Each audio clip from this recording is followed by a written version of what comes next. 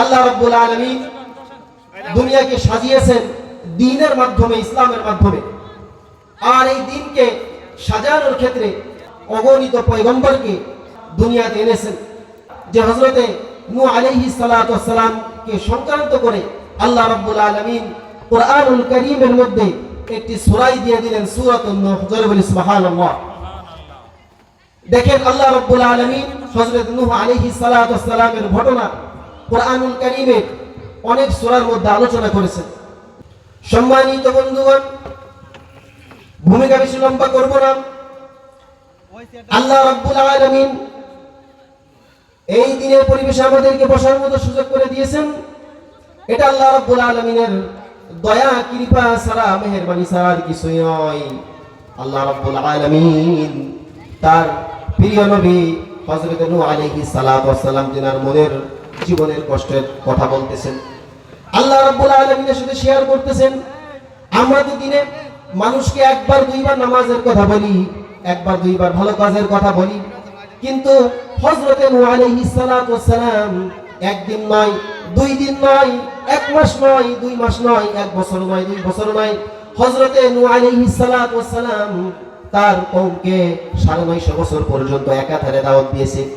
এই ৯৫০ বছর পর্যন্ত দাওয়াত দেওয়ার পরে ৯৫০ বছরে নূহ আলাইহিস সালাতু ওয়াস সালামের জীবনে, দাওয়াতি জীবনে তার কওমের মধ্যে হতে মাত্র ৮০ থেকে ৮২ জন মানুষ ঈমান গ্রহণ করেছিল।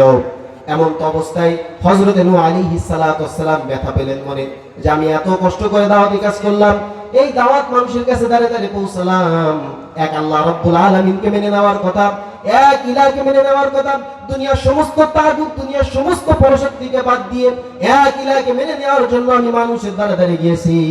৯৫০ বছর পর্যন্ত দাওয়াতি কাজ করলাম। ৯৫০ বছর দাওয়াতি কাজ করার পরে মাত্র আমার উম্মত হলো, আমার অনুসারী হলো ৮০ থেকে ৮২ জন। এই মনের কষ্ট ব্যথা নিয়ে আল্লাহ রাব্বুল আলামিনের কাছে হযরত নূহ আলাইহিস সালাতু ওয়াস সালাম বলতেছেন, ক্বালা রাব্বি ইন্নী দাআউতু কওমি লাইলান ওয়া নাহারা। ও মালিক, ও আল্লাহ, আমি আমার উম্মতের কাছে দাওয়াত দিয়েছি, শুধু দিনে নয়, আবার শুধু রাতে নয়, আমি আমার উম্মতের কাছে দিন এবং রাতে ২৪ ঘন্টা আমার কওমের কাছে আমি দাওয়াত পৌঁছাইছি। আমি দাওয়াত দিতে, তাদের কাছে আপনার বাণী পৌঁছাই দিতে, আপনার একত্ববাদের ঘোষণা তাদের কাছে পৌঁছাই দিতে আমি একটু পরিমাণ কার্পণ্যতা করে নাই। ইয়া আল্লাহ, দাওয়াত দেওয়ার পরে তারা কি করলো? ফালাম ইয়াজিদহুম দুআই ইল্লা ফিরারা। তারা আমার এই দাওয়াত শোনার পরে, দাওয়াতের কথা বলার পরে তারা কি করতে লাগলো? তারা আমাকে দেখে পালানো শুরু করে দিল। আমার এই দাওয়াতি কাজ, দাওয়াতি মিশন তারা পছন্দ করলো না। এরপরে আমি কি করলাম? ওয়া ইন্নী কুল্লামা দাউতুহুম লিতাগফিরা লাহুম। আমি তাদেরকে যেখানেই দেখা হয়, যখনই আমার সাথে তাদের দেখা হয়, তখনই আমি কি করি? তাদেরকে দাওয়াত দিই। দাওয়াত দেওয়ার পরে আমি চেষ্টা করি যে দাওয়াত দেওয়ার পরে ওয়া ইন্নী কুল্লামা দাউতুহুম, যখনই তাদের সাথে আমার দেখা হয় তাদেরকে আমি দাওয়াত দিই, যাতে করে লিতাগফিরা লাহুম, যাতে করে আপনি তাদেরকে ক্ষমা করে দেন। জাআলু আসাবিআহুম, তারা এমন হতভাগ্য ছিল, যখন আমি তাদেরকে দাওয়াত দিতাম তারা নিজেদের হাত দ্বারা কানের মধ্যে আঙুল দিয়ে দিত। আমার কথা, দাওয়াতি কথা তারা শুনবে না, আপনি এক আল্লাহকে মাবুদ হিসেবে তারা মেনে নিবে না, এই জন্য তারা নিজেদের কানের মধ্যে হাত ঢুকিয়ে দিত। শুধু কি হাত ঢুকিয়ে দিয়ে ক্ষান্ত হতো কিনা?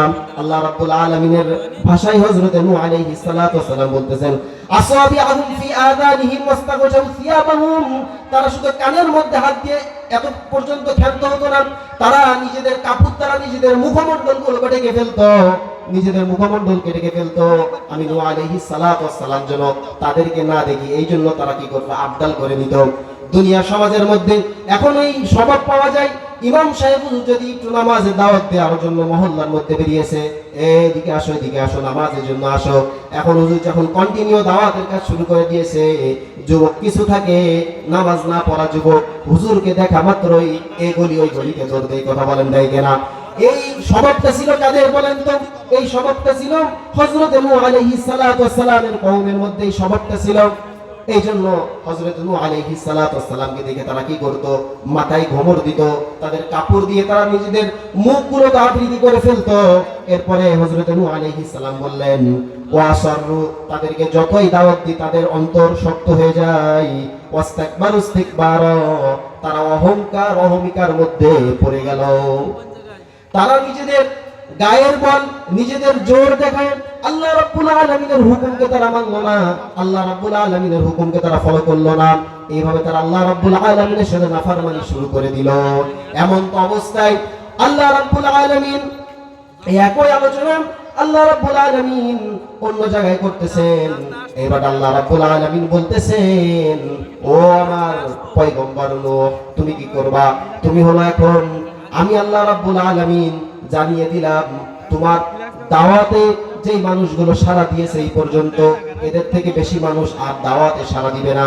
তুমি এদেরকে নিয়ে কি করো? একটা নৌকা তৈরি করো। এই নৌকা আমি আল্লাহ রাব্বুল আলামিনের হুকুমে, আমি আল্লাহ রাব্বুল আলামিনের মারিফাতের মাধ্যমে, আমি আল্লাহ রাব্বুল আলামিনের মারিফাতের মাধ্যমে তোমরা কি করো? একটা নৌকা তৈরি করো। নূহ আলাইহিস সালাতু ওয়াস সালামকে আল্লাহ রাব্বুল আলামিন বলে দিলেন ক্লিয়ার, যে তুমি যেই পর্যন্ত দাওয়াত দিছো আর যেই মানুষগুলো তোমার উপর ঈমান এনেছে, এরা ছাড়া আর তোমার উপর ঈমান, আমি আল্লাহ রাব্বুল আলামিনের উপর ঈমান আর কেউ আনবে না। তো এখন আমি আল্লাহ রাব্বুল আলামিনের হুকুমে তুমি কি করো? তুমি নৌকা তৈরি করো।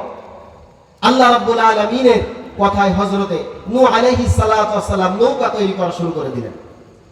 এবার যখন হযরতে নূহ আলাইহিস সালাতু ওয়াস সালাম নৌকা বানানো শুরু করে দিলেন, এখন কাফের দলের মানুষেরা আসলো, কাফেররা এসে দেখলো, কাফের নেতারা এসে দেখলো যে হযরতে নূহ আলাইহিস সালাতু ওয়াস সালাম কি করতেছে? নৌকা তৈরি করতেছে। এখন তারা এসে আল্লাহর নবী নূহ আলাইহিস সালাতু ওয়াস সালামের সাথে ঠাট্টা বিদ্রূপ করা শুরু করে দিল। নূহ আলাইহিস সালাতু ওয়াস সালামের সাথে ঠাট্টা করা শুরু করে দিল। আরে নূহ, কি ব্যাপার, তুমি নৌকা বানাচ্ছ কেন? আমরা তো যেখানে রয়েছি এখানে তো নৌকা চলার মতো কোনো পানি নাই। হাসাহাসি শুরু করে দিলাম। শুরু করার পরেই হযরত নূহ আলাইহিস সালাতু ওয়াস সালাম বললেন, তোমরা আমাদেরকে দেখে হাসতেছো, ভালো কথা, হাসো, তবে একটা সময় আসবে আমরাও তোমাদেরকে দেখে হাসবো। এই কথা বলার পরে হযরত নূহ আলাইহিস সালাতু ওয়াস সালাম নৌকা তৈরি করা হয়ে গেল। এরপরে আমি সংক্ষিপ্ত সময় নিয়ে শেষ করে দিচ্ছি। নৌকা তৈরি করা হয়ে যাওয়ার পরে হযরত নূহ আলাইহিস সালাতু ওয়াস সালামের সন্তান ছিল। এই সন্তান পর্যন্ত আল্লাহর নবীর দাওয়াতে কি দিল না? সাড়া দিল না। সাড়া না দেওয়ার পরে নৌকা যখন তৈরি হয়ে গেল, লম্বা ঘটনা, আমি লম্বা ঘটনার দিকে যাব না, এই নৌকা ঘটনা যখন আমি আর যাব না, কিন্তু যখন নৌকা তৈরি করা হয়ে গেল, তৈরি হয়ে যাওয়ার পরে মানুষরা কি করলো? আল্লাহর নবী নূহ আলাইহিস সালাম বললেন যে তোমরা সবাই কি করো? নৌকার মধ্যে ওঠো। আরেকটু পর আল্লাহ রাব্বুল আলামিনের পক্ষ থেকে ধ্বংসমারাত্মক ভূমিকম্প হবে। যারা নৌকার মধ্যে উঠে যাবে, আল্লাহর পর ঈমান এনে, তারাই শুধু বেঁচে যাবে। হযরত নূহ আলাইহিস সালাতু ওয়াস সালামের সন্তানকেও একই দাওয়াত দিলেন। হযরত নূহ আলাইহিস সালাতু ওয়াস সালামের সন্তান বললেন, ও পিতা, আমি কি করব? আমি আপনার নৌকার মধ্যে উঠবো না, আমি পাহাড়ে চড়ে উঠে যাব, পাহাড় আমাকে বাঁচিয়ে দিবে। আল্লাহর নবী নূহ বললেন, খবরদার খবরদার, পাহাড় তোমাকে বাঁচাতে পারবে না। আল্লাহর আযাব এবং গজব যখন আসবে, অবশ্যই তোমাকে ওগুলো ধ্বংস করে দিবে। নূহ আলাইহিস সালাতু ওয়াস সালাম কেনারে কথা শুনলো না। না শোনার পরে আল্লাহ রাব্বুল আলামিনের পিলাবন এসে হযরত নূহ আলাইহিস সালাতু ওয়াস সালামের কি করলো? ওই নৌকাকে ভাসিয়ে নিয়ে গেল এবং নিজের সন্তানকে, আল্লাহ রাব্বুল আলামিন নূহ আলাইহিস সালাতু ওয়াস সালামের সন্তানকে ধ্বংস করে দিল। সম্মানিত বন্ধুগণ, এই জন্য সমস্ত নবী আলাইহিস সালাতু ওয়াস সালামরা একত্ববাদের, এক আল্লাহ রাব্বুল আলামিনের দাওয়াত দিয়েছেন। সমস্ত দুনিয়ার তাগুতকে বর্জন করে মুসলমান যখন এক আল্লাহ রাব্বুল আলামিনকে মেনে নিবে, এক আল্লাহ রাব্বুল আলামিনের শাসন মেনে নিবে, আল্লাহ রাব্বুল আলামিনের জমিন, আল্লাহ রাব্বুল আলামিনের হুকুম প্রতিষ্ঠিত যখনই মুসলমান করার চেষ্টা করবে, তখনই আর মুসলমানের উপরে কোনো বিপর্যয় থাকবে না, মুসলমানের উপরে আর কোনো বাধা বিপত্তি থাকবে না। আর যখন আল্লাহ রাব্বুল আলামিনের হুকুম চালু হয়ে যাবে, তখন এই রাখাল রাহার মতো কুলাঙ্গাররা রাসূলুল্লাহ সাল্লাল্লাহু আলাইহি ওয়াসাল্লামকে নিয়ে কটূক্তি করতে পারবে না। এই জন্য সম্মানিত উপস্থিতি বন্ধুগণ, আমি আপনাদেরকে বলবো, আসুন আমরা আজকে এই মাহফিল থেকে প্রতিজ্ঞা করি, আল্লাহ রাব্বুল আলামিনের হুকুম মোতাবেক নিজেদের জীবনকে, রাসূলুল্লাহ সাল্লাল্লাহু আলাইহি ওয়াসাল্লামের হুকুম মোতাবেক নিজেদের জীবনকে পরিচালনা করার ওয়াদা করে আমরা এই মাহফিলকে আজকে সম্পূর্ণ করব।